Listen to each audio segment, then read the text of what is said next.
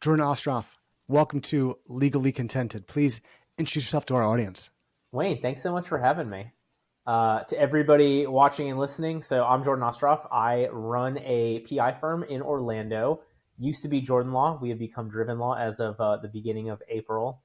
And then I've got a marketing company, LegalEase Marketing, where I help law firms across the country market their firm in a way that helps them stand out among the crowd. And I think that's what we're going to talk about today from the standpoint of being less an asshole and more approachable. So it's rare that we have breaking branding news on this podcast, but we are fresh off a rebrand. So congratulations. I'm sure that was a smooth process that came in under budget, earlier than planned, and created no gray hairs whatsoever. Well, so having a marketing company, we were definitely under budget with the rebrand. Google, I love you, Google, but your info on creating new domains and what to do is completely outdated versus what you want people to do. But, we got it to work. Great.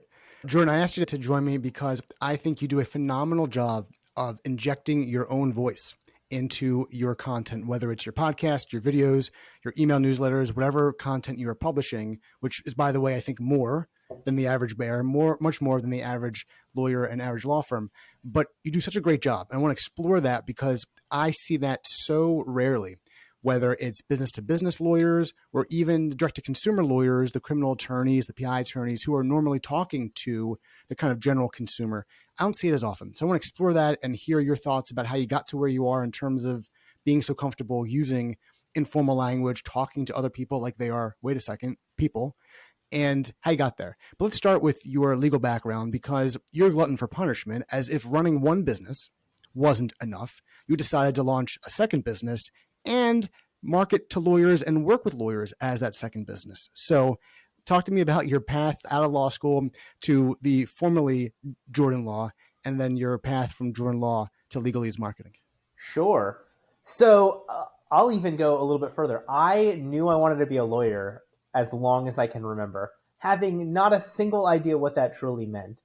At some point, I realized you were arguing with people and trying to prove you were right, which all of my home videos are completely me. So I am sorry, mom and dad. And I gave you a grandkid who does it to me as well. So it's, turnabout is fair play, I guess. I became a prosecutor and at one point decided, hey, I don't want to work for $40,000 a year sending people to prison for life on these super serious cases. Let me switch over to opening up my own firm. So my wife and I opened up a firm. She was a PD. I was a prosecutor. We started out doing criminal defense and a little bit of family law until we realized how terrible family law was. And now here we are as a PI firm 7 years later, still very happily married, 8 years later, still very happily married with a kid, etc. So the business is intact. The marriage is intact. That in and of itself is worthy of accommodations and recognition. That could be the next podcast, how to be a business partner with your wife and still like each other. Like forget the love part, but also still like each other. What's the size of the firm now in terms of attorneys and staff? So right now we have 4 full-time employees, and then we've got a couple people from the marketing company that have the law firm as a major client. So not terribly large, but super focused on what I actually want or what we actually want when it comes to the firm. That's such a great point and something that not everyone realizes. When they run a business, you don't have to make it this large, sprawling enterprise just because you've heard other lawyers or other business owners do the same thing. If a 3-attorney, 7-staff person law firm works for you, or if a 30-attorney, 200-person staff person law firm works for you, great. But don't feel like you have to create something that is larger than you need it to be just because you thought or you were told or you heard that growth for growth's sake is the holy grail. Yeah, we were a 5 or 6 lawyer, 15 to 17 person firm. I actually bring in more revenue now and certainly profit more at 4. It's just it's you got to have a plan. You got to know what you want, and you got to know what you want to do. You want to know what problem you need to know what problems you actually want to solve.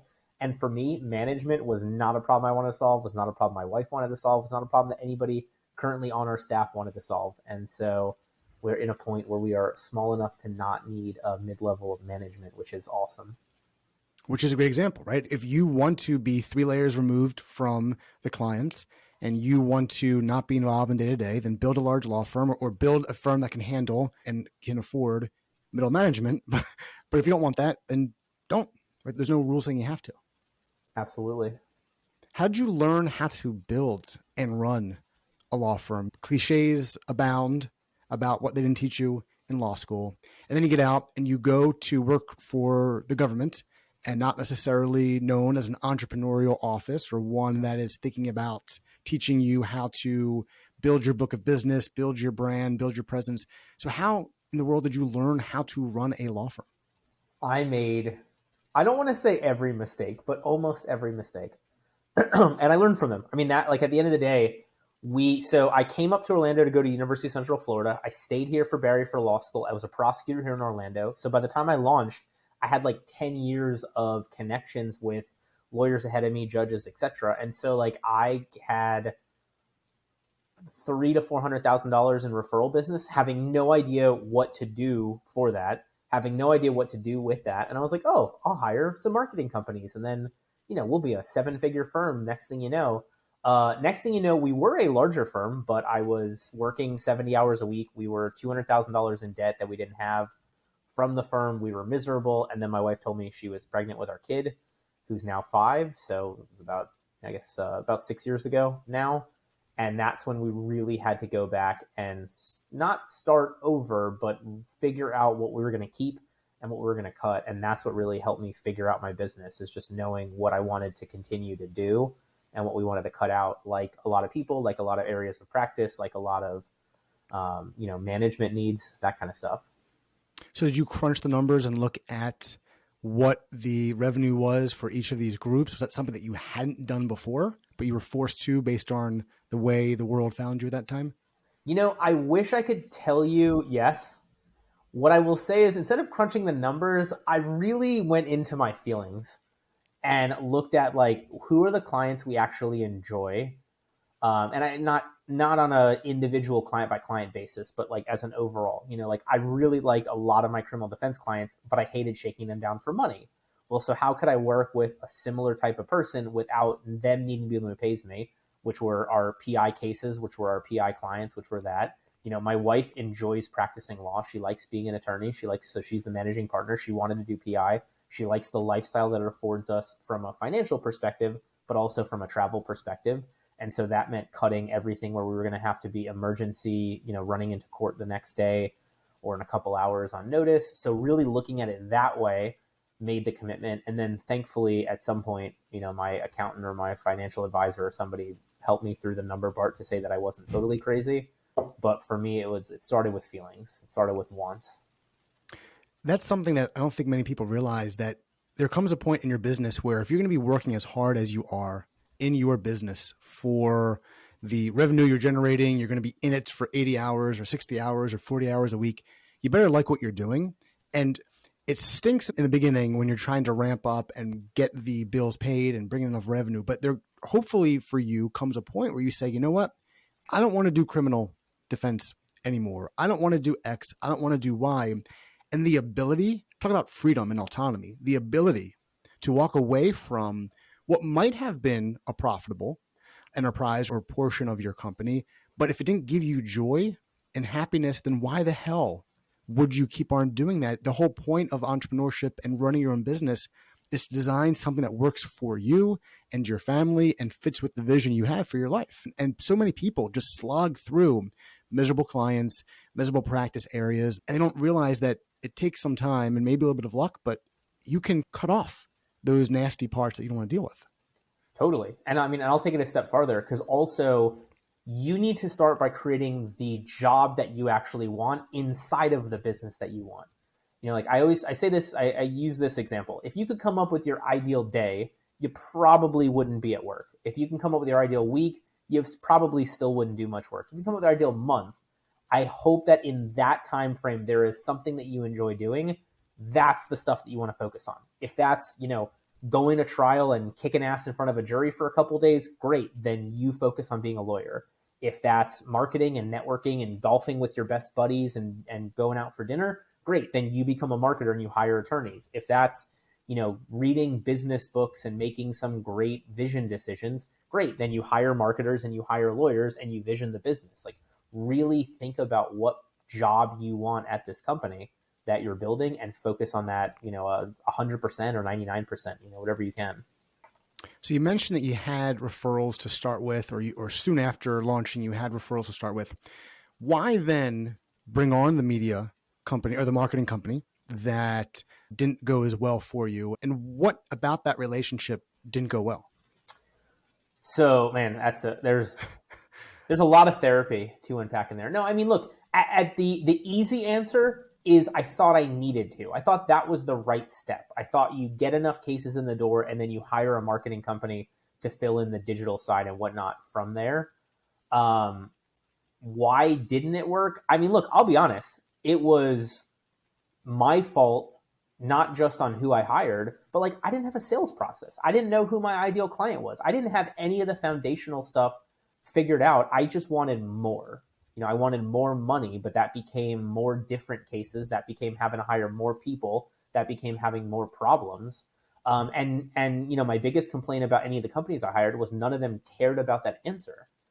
And so now with our marketing company, we have completely changed the organization of how we bring clients on solely based upon my experience, and which is cool because then it puts me like, I am an ideal client for my marketing company. I am a terrible ideal client for my law firm. Like, I would be an awful PI client. I don't want to go to doctors. I don't want to go to treatment. But from a marketing company standpoint, I think about like, what's the right amount of friction that I want? What's the right amount of buy-in I want on marketing? What's the right amount of communication I want? And we push towards that. And so, we end up working with 100 clients across the I guess I want to say globe, but 95% in the United States, a couple in Canada, a couple in Britain, who are basically like me. And that's fun. That's not terrifying.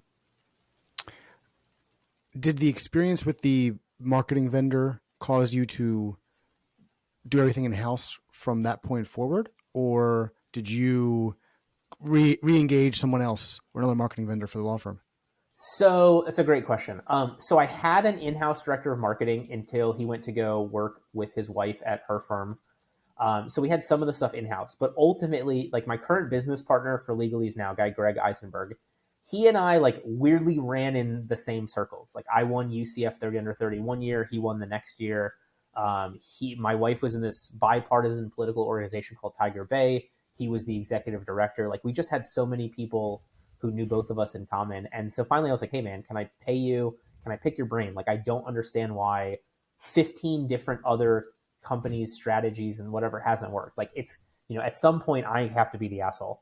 And so he asked me like the marketing 101 questions. What kind of cases do you want? What sort of clients do you want to work with? And it was just mind blowing to me at the time. And it was funny because like the best, to me, the most eye-opening things are the things that I can figure out why they were right in retrospect. So like I spoke at UCF. I talked to a lot of fraternities about how to avoid being arrested. Those were the clients I loved. Those were the cases I loved. That was the only thing that I had the extra thought process of what group makes sense, what organization makes sense, what problem makes sense, as opposed to all the digital stuff where I was like, hey, here's $5,000, get me DUI leads. Okay, here's 10 grand, but sell me these leads. Hey, here's 7 grand, redo my website. Like all this stupid stuff that never had that one extra step of what's going to come from this or what do I want to come from this.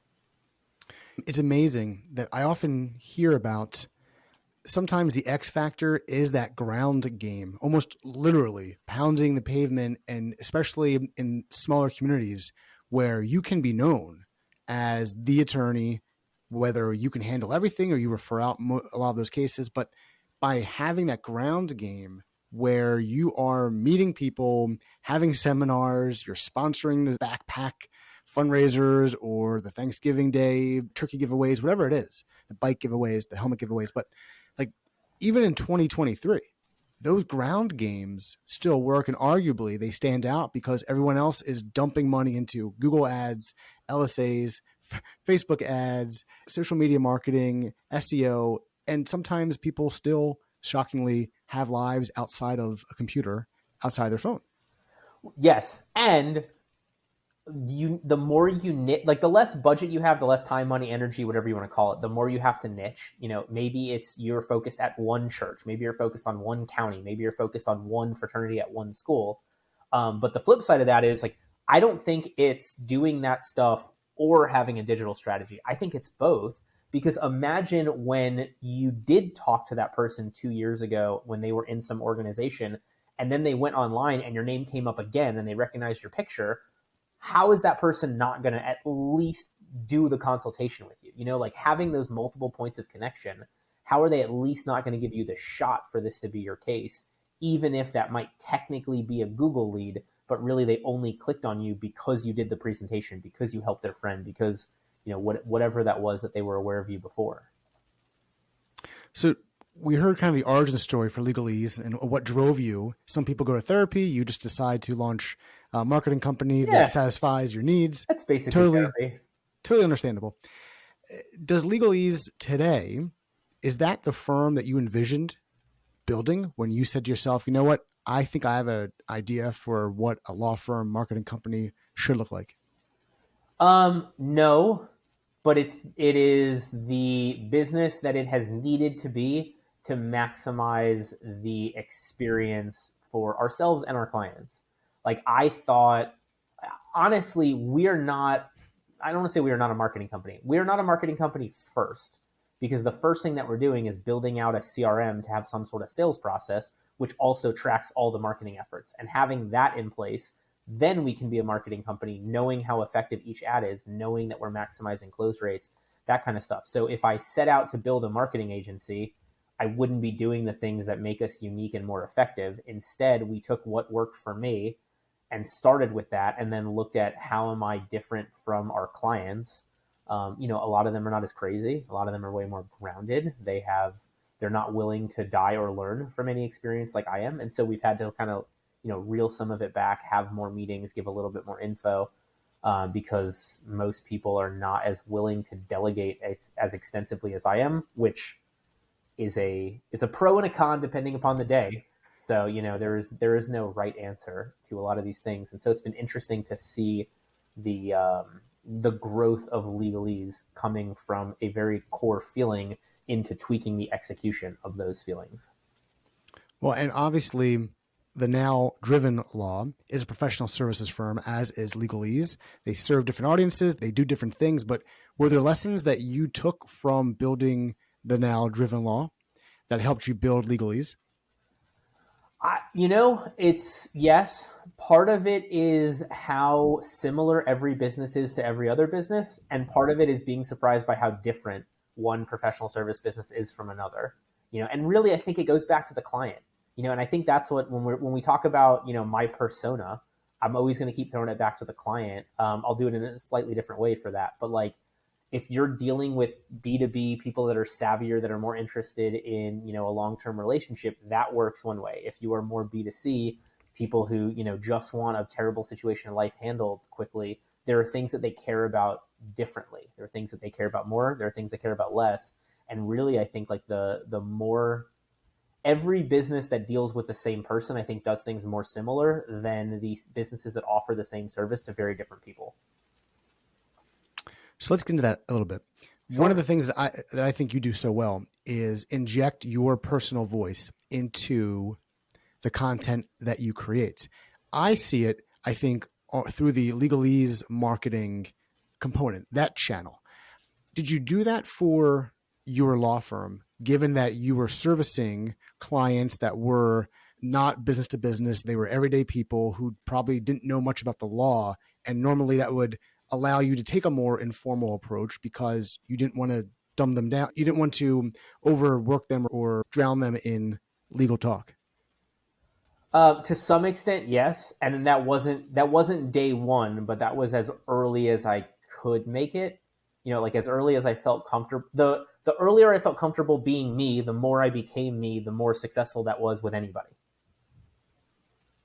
What did that take for you to get comfortable being you to clients, to referral sources? It took proof of concept, and I say that like, look, I was nice. I was lucky enough to be able to share space from a well more established attorney than I. I had some cases against him and his firm when I was a prosecutor. We had a good relationship. He rented me some space and he threw me my first half a dozen cases. His thing was, you need to be in the office and you need to be dressed and ready for court every day in the office, because you never know when that client will walk in and want, at 11 o'clock for a 1:30 hearing and you'll have to jump, or when that client will want to talk to you. It's very much, if you ever watch Curb Your Enthusiasm, there's the episode Ed Asner is looking for the nonprofit firm and he goes in and the producer from 30 Rock is the lawyer wearing jeans on a Friday. He's like, you're not getting my business. No casual Fridays. And that was this thought process. And so it was great for the first couple weeks, couple months, whatever it was. But at some point I realized that all of the cases that I was getting not from him were coming from the people that I was grabbing lunch in a polo shirt and shorts with, or had known for several years when we were in, undergrad in our Phi Alpha Delta pre-law fraternity. And so I really looked at it's, this is working for him. This is very successful for him. It's helping me, but it's not me. I'm not I'm wearing a Hawaiian shirt now for anybody not watching this. That's what I wear. And I've got, khaki pants and flip-flops on. That's what I wear every day. And the more that I can be me, the more I can piss off the people that aren't going to like me anyway, but the more I'm going to stand out to the people that do vibe with me, like you, Wayne. I think that's why I'm here, for being me. A couple points. One, to your last point, sometimes the best marketing isn't about attracting the right people, it's about repelling the wrong people. And this comes out often with law firms because there's such a focus on intake and lead generation. But even from a branding perspective, you can prevent people from not even picking up the phone, not even clicking the contact us tab or contact us page or button on your website, by simply saying things that they don't identify with. But that's great, because you might not want those clients. Yep. Yes. And it is a hard thing to wrap your mind around when you are struggling. However, there comes that time where you realize the clients that you say no to, or the clients who say no to you, have a better impact on your firm than taking the clients that aren't the right fit. They need to be called 700 more times. They drive your staff crazy. They file bar complaints, whatever it is. And it will be over, look, I want to be clear. There's two different things we're looking at here. There are things that are definitively right and definitively wrong. If you are doing something unethical, that is definitively wrong. But there are the clients that have a different expectation for things. They want a higher touch, lower volume type firm. If you put yourself out there as that, but you're really not, you're setting the wrong expectation for them. They're going to get aggravated. And so when you have these things that are not black and white, you have to really commit to the shade of gray that is you. And therefore you attract the people that want that shade of gray. Yeah, it's so well said. And in a way, the niching down is the subtle way of doing this. So, well, actually, our firm only handles birth injury cases. So we're not going to handle that slip and fall. We won't handle that car crash. And then you can become more aggressive, like the father's rights or the mother's rights family law firms that make it very clear. We focus on one thing only. We will be staunch advocates for fathers. And sorry, moms, we're not going there. And that's just not, in our view, the right way for us to bring on clients or to pursue our practice. So it's interesting how you could do that subtly or not so subtly. And another point you made. Wait, hold on. Before you jump off of that, because I want to take my hot take on that. I actually think you're better off niching to a specific client than you are niching to a specific type of case. I would rather have you as a lawyer sit here and say, I only want to work with startups in the medical industry, and I will do their litigation, and I will do their documents, and I will do their estate plan. I'd rather you do that than say, I only want to do estate planning, but I'll do it for anybody, because you're going to be able to use the right lingo. You're going to be able to show up in the right place. You're going to be able to get in front of those people and build better and better relationships the more targeted you are on the person you work with, as opposed to targeting on the type of case you want. Totally. And as someone who markets his thought leadership ghostwriting service as serving big law partners and partners at boutique law firms, I want to make it very clear who my target audience is. Now, if I have a senior associate with a budget from a not big law or a not boutique law firm, I'll talk to them. But from a marketing perspective, my target audience is a very specific type of client, a partner at a large law firm. And you can see this with law firms that market to certain people. And it's a great way to stand out, right? Like people think, gee, if I'm focused on one kind of client, then I'm going to run out of content because I'm talking about one type of client. But the inverse is normally true, which is because you're so deep into their psyche, like you just mentioned, you know them, hopefully, so well, you can talk about all aspects of not just the legal issues, but like the peripheral issues, their life, their mental health, their physical health. And you can just become that much more effective of a marketer because you are talking to them, because you know them so well. You're not just an estate planner. You're an estate planner for young families with children under the age of 5. Everything gets more fascinating the deeper you go with it.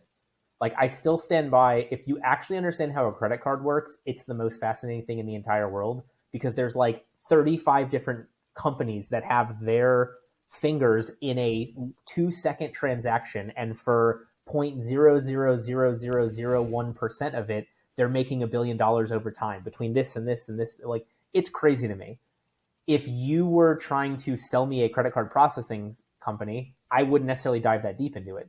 But if you are a credit card processing company focused on this one part of the transaction, getting the exchange down, you can go deeper in that, and then I might find it interesting to go here and here, and like, it just, the deeper that you can go with somebody, the more opportunity you have, as opposed to just being like, hey, marketing is telling who you want to get your stuff.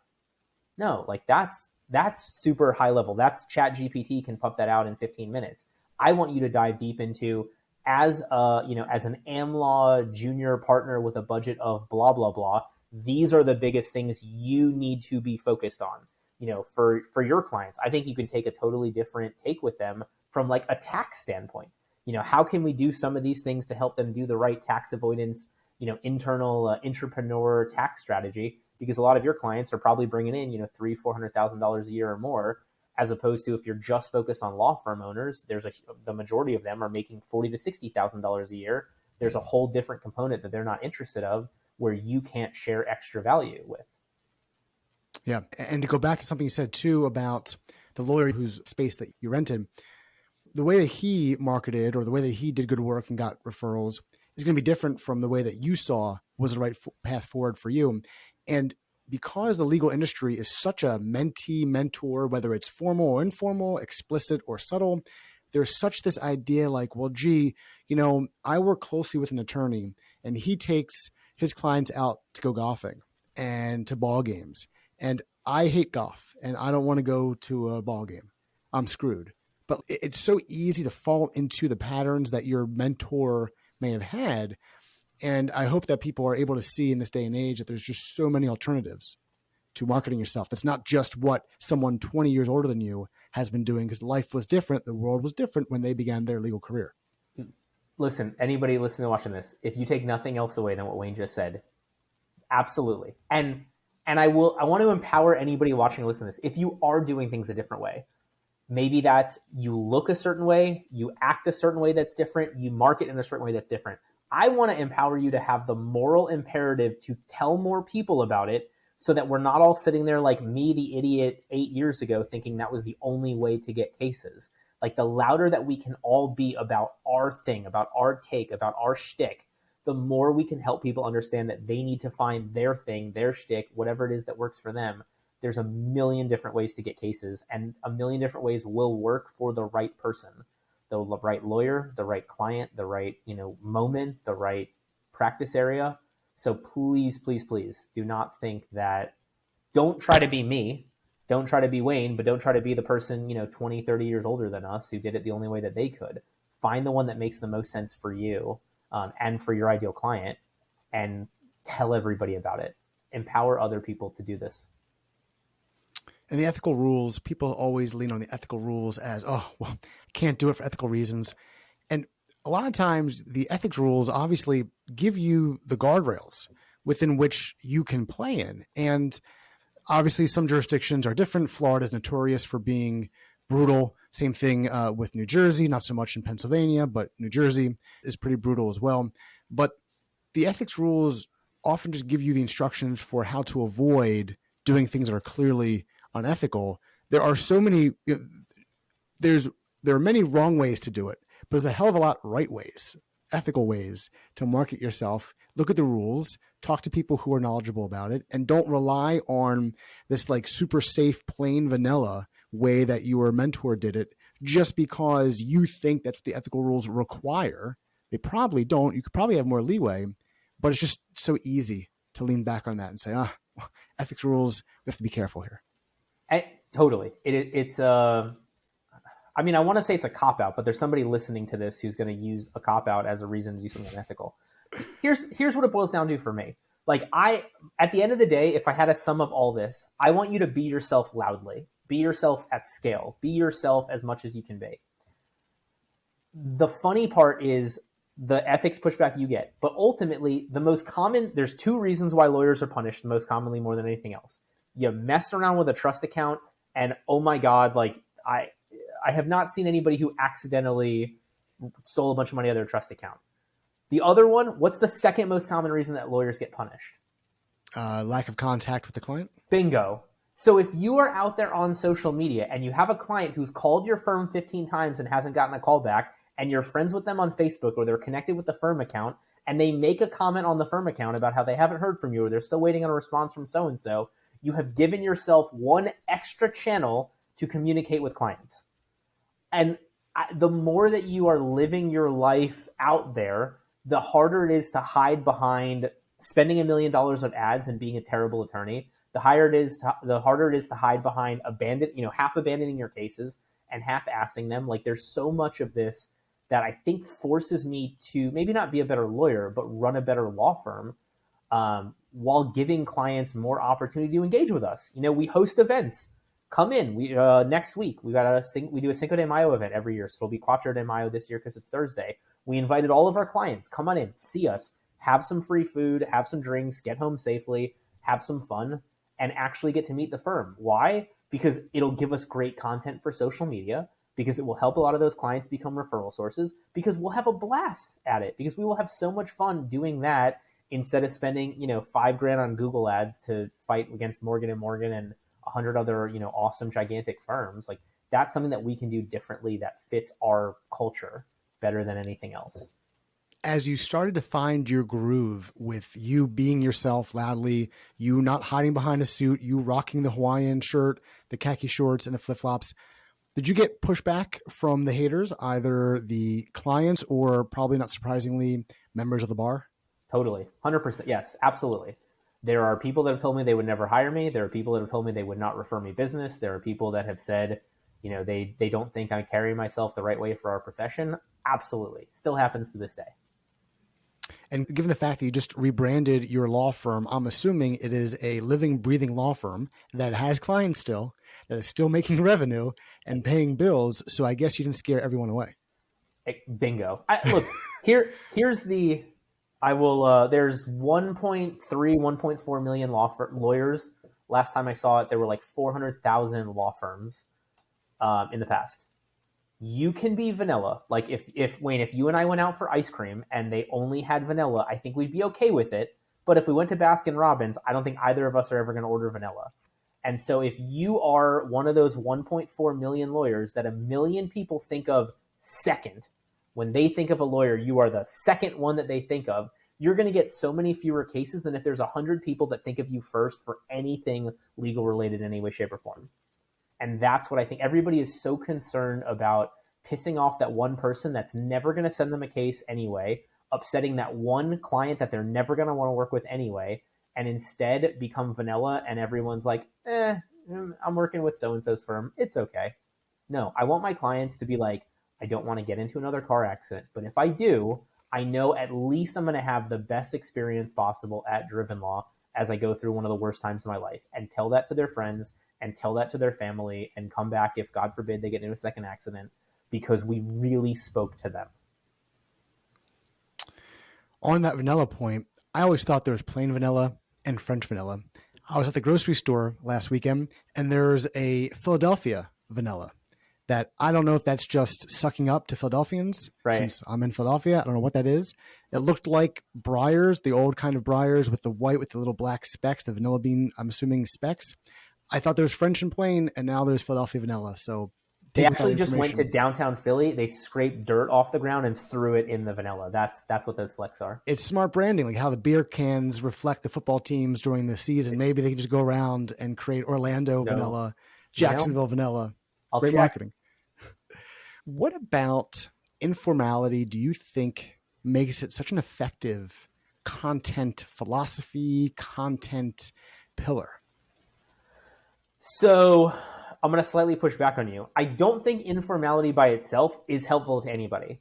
I think that I am an informal person, and therefore I can show up in the Hawaiian shirt and I can say the F word in a newsletter and I can post about me and my kid on a Wednesday going to SeaWorld, and that will attract the people that want an attorney who they could approach randomly in the supermarket instead of one that they need to sit on the other side of a desk for $400 an hour. So I think it's not necessarily that you have to commit to being informal. It's that you have to commit to being yourself and seeing how that plays out, how that conveys, and what sort of client that vibes with. So being the version of yourself and framing it in a way that is authentic, but also lets people know exactly who you are so that they can connect with you. Completely. Look, here's the thing. I'm assuming everybody listening to this has social media, whether you post or not. Think about the person that you know in real life that you see on social media the most, and tell me what you remember about them. Is it their job? Because it's probably not. For the most part, it's the funny story that they shared from the holidays where they had the faux pas with their in-laws. It's the birthday gift they bought for their spouse. It's the pictures from their kids' graduation from whatever grade that they're in. Those are the things that you're going to remember the most when you talk to them. It's doing that with a little bit of the business stuff in there so that when they remember you and think of you, they think of the business as opposed to having to think about the business to think of you. Why in 2023 is this such a hard lesson for lawyers to understand, including lawyers who are of a generation that grew up with social media, or they were in their teenage years or their 20s when social media came out? Is it the fact that once senior attorneys and like the bureaucracy and infrastructure of a law firm get to them, they have to shed themselves, the real them at the door, and assume this plain vanilla type figure, this personality? Why, based on the attorneys that you know, that you see in the community, maybe some LegalEase clients, why is this so difficult to understand authenticity when we are talking 2023 social media everywhere? I think it's different for everybody. There are certainly the people that you talk about that have gone through the unofficial training program that turned them into the beige wall. I think there's people that think it's too complicated, which, trust me, listen, actually, let me back up for a second. I run a marketing company. I have a 4-person team that does my social media. We still don't do everything. I still want us to do more things. We still don't jump on trending audio for some things. We still don't get things out quickly enough. Like, you need to just, like, I'm not Gary Vee. I'm not Grant Cardone. Like, there's always going to be more that you can do. There's always going to be more platforms. There's going to be more posts. There's always going to be more production value. But if you do anything, it's going to be better than the nothing that you have been doing. Or if you do anything slightly more, it's going to be better than the slightly less that you've been doing. I also think there's a lot of people that are afraid. Either they're afraid of people getting to know who they truly are, or they're afraid of the success that they might get if they were honest about themselves. And I'm sure there's 400 other reasons. Like, I am willing to give everybody the rationalization that they're making to not do these things. I'd love to, if we through this conversation can convince one person to be themselves more openly, whether it's on social media, whether it's with referral sources, whether if it's in court in front of a jury, we will have succeeded. And if we can just keep focusing on that one more person, convincing them that they can truly be a human, we will have a much better profession if we all do that together. What do you think is the path to becoming a bit more human, becoming a bit more authentic, and finding your voice with your marketing and your business development and your networking? Should we go and do video? Should we test being authentic when we meet people in person? Like, what is like the starter's guide, beginner's guide to finding your voice and owning yourself when it comes to your marketing efforts? Great question. Here's how I would start. I would make a list of your all-time favorite clients. Hopefully you have like 5 or 10 clients that you loved working with. Look at how they found you. If 80% of those clients found you through the same channel, whether that was a referral source or the specific referral source, whether it was an organization that you're in, whether it was through Google Ads, you're probably on the right track about what makes sense for you. And then I'd look at what do they all have in common. Are they all in the same profession? Are they in the same job? Are they in the same county? Are they, they have the same legal issue? I'd work off of that. Once you get through that thought process, then you'll have an idea of what possibilities there are. If you're an estate planning lawyer dealing with people worth $10 million or more, I don't think you should run Google Ads, but you could probably do longer videos. You can certainly do blog posts. You can certainly have the very nice, well professionally written type stuff, because those people are going to really want to be savvy and listen to who's doing the work as opposed to just competing on price. So once you have that person in mind, you have your different potential strategies up there, then I would flip it to, what do you like doing? Do you like doing video? Do you like writing? Do you like going out for lunch with people? Do you like playing golf or, going to sporting events and whatnot? That's what I would look at. Like, what's the Venn diagram overlap between what I think would get clients and what I actually enjoy, and focus on that overlap in the middle. Once you get there, do you think that you could train colleagues or external ghostwriters to have your voice, to come at the social media or the content with your voice? Because when I ghostwrite, most of the content I'm writing, 1,000-word, 1,500-word articles that are going to legal publications or publications that serve the clients that my clients have. These pieces of content don't really have a voice. They are professional. They're not law review articles. They're meant to be maybe business casual at best is the voice, right? It's not really a personal voice. But once you get into social media and you get onto Twitter or LinkedIn, and certainly when we're talking about video and podcast, that's a different thing here. But LinkedIn, Twitter, blog posts, can you train up your internal staff to echo your voice, or do you think you have to be the person to be creating the content? That's a great question. I'm gonna lawyer sidestep your question. I mean, look, here's the thing: the future of AI is trying to get a better human soundingness or more uniqueness out of this. So as we sit here in April of 2023 with ChatGPT 3.5 and 4, if you're on the beta, ChatGPT 12 may be so much better at this. But ultimately, where I see the value of a really good copywriter is in nailing your voice on everything that comes out with your name attached to it. If that voice is being super highly technical, professional, bordering on a scholarly paper, great. But you better show up dressed to the nines everywhere and everything for all that stuff. If that voice is making, Star Wars and superhero references, great. Your copywriter should be somebody that has had a similar life experience as you to be able to have part of that with a little bit of tweak from you from there. I think all of us are capable of like a 20% sway of who we are. It's when we try and go beyond that we have problems. And so, like, look, when I'm hiring a copywriter, I'm looking for somebody who's 30 to 35. For our clients, it's a totally different thing. But for me personally, I'm looking for somebody like that. I'm looking for somebody that has young kids. I'm looking for somebody who's happily married. I'm looking for, like whatever it's going to be similar to me. And then, honestly, I might give them like, you have to watch these 10 movies, like go watch Boondock Saints, go watch all the Star Wars movies again, go watch, these superhero movies, like, and then let's start making jokes from those things. Which is funny because from the standpoint of our team of copywriters, or, from the standpoint of like whoever you're hiring, there are certainly lawyers that love having former lawyers write for them because they're doing B2B, because they're doing the hyper technical stuff, because they're the, legacy planning for estate stuff. Awesome. If that's you, then you need somebody like Wayne. You need somebody with that experience and background to be able to nail your voice being more professional. That's what you're paying a copywriter for.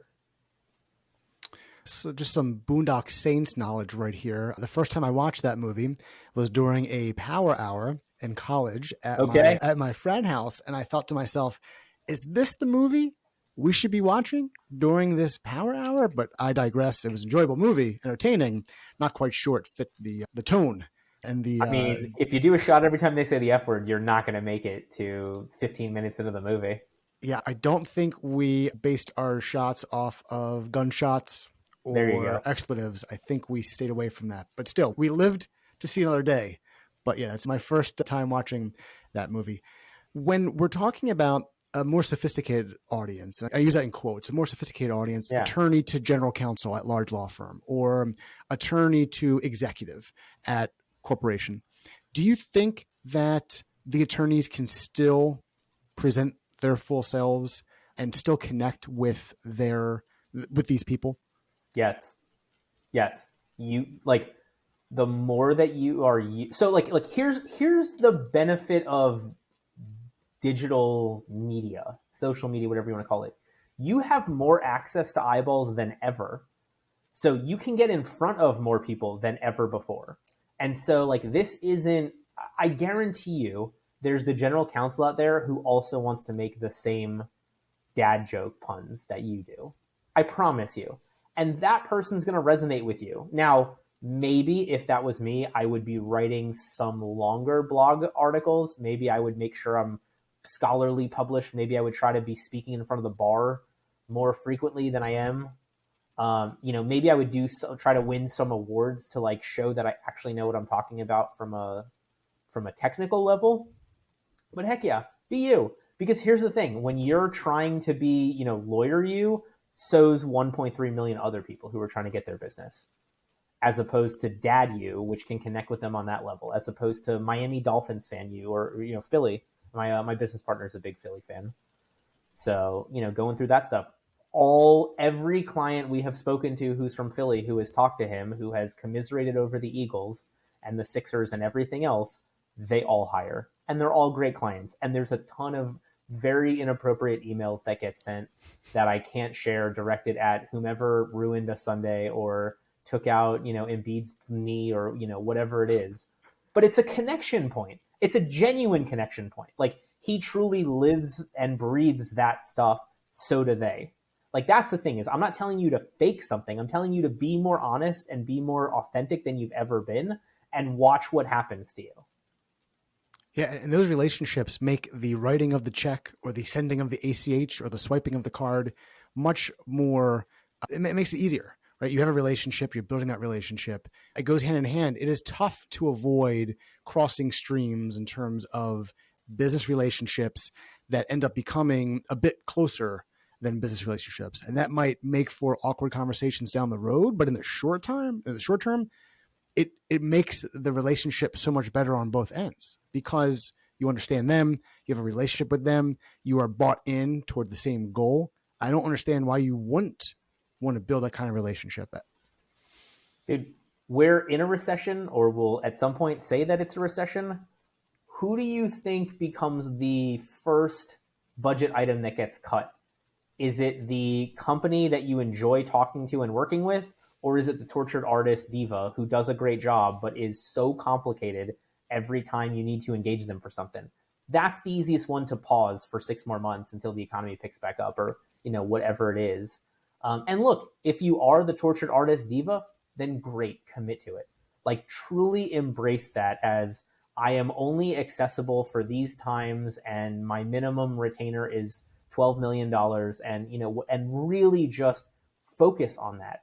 The problem is all these people that want to look like they are the super amazing go-to over here, but then when you meet them, want to hang out and be chummy and get beers, and then your gut's like, wait a minute, like this doesn't click, as opposed to being like, hey, work hard, play hard, let's have fun, and let's do great work in court. Now you have an authenticness. Now you have a consistency among all of this, and you don't give other people that gut feeling of like, what's wrong here?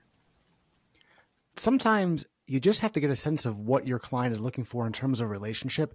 Many of them don't want to go on vacation with you and your family. They're not looking to be invited into your home. I was at a conference where there was a panel of general counsel from large law firms from large corporations. And one of the general counsel said that he's Persian, clearly Persian. No attorney he's ever worked with in 2 decades ever wished him a happy Persian holiday. And it was so striking. He's like, these people don't even try to get to know me. They want me to give them their business.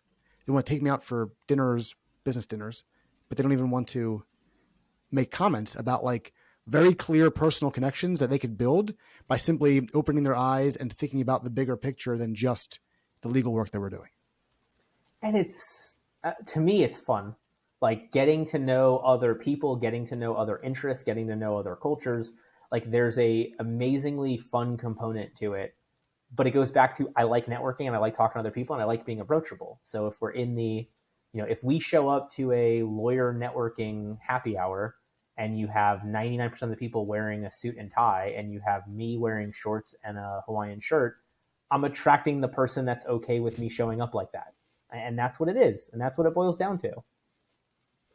Jordan, you've given out so much good guidance and insights. Normally, I would ask as we wrap up here, what would be a key takeaway to give to the audience about the marketing and the building of a law firm? But because you kind of answered that throughout the conversation, I'd like to hear from you. What's one thing that you wish you knew before your Jordan Law / driven law story, or before entering or building LegalEase? What's one thing you wish you knew then that you knew now about business, about marketing, about life? Something to give our audience some food for thought. I'm going to give you the meta answer. Not knowing anything got me to where I am now. So I guess the one thing I'd want to know is how to enjoy the journey. And I think that's like, we get so stuck up on these destinations of being $1 million firm, of making partner, of whatever. And if you don't enjoy the journey, you get to the destination, you're like, okay, cool. What's next? So really like enjoying the journey that you are on, whatever that is in life, that's the one thing I wish I knew then. Where can people go to find you? On social media, on the web? Where do you want to send them? Sure. Hey, listen, if you're on any social media channel and you look for Jordan Ostroff, there's only 2 of us. The other one is a really good sales SVP in Boston. He gets a ton of job offers to my email. So like if you're his boss, dude needs a raise. And then there's me. So the bearded lawyer marketer who makes dad jokes and shares stuff with my kid and whatnot. And there we are. Otherwise, my email address is jordan@legaleasemarketing.com, EASE, because even the company is a dad joke in our name. And, here I am. Jordan, thank you for your time. Thanks for your insights, and we'll see you online. Wayne, thanks so much for having me.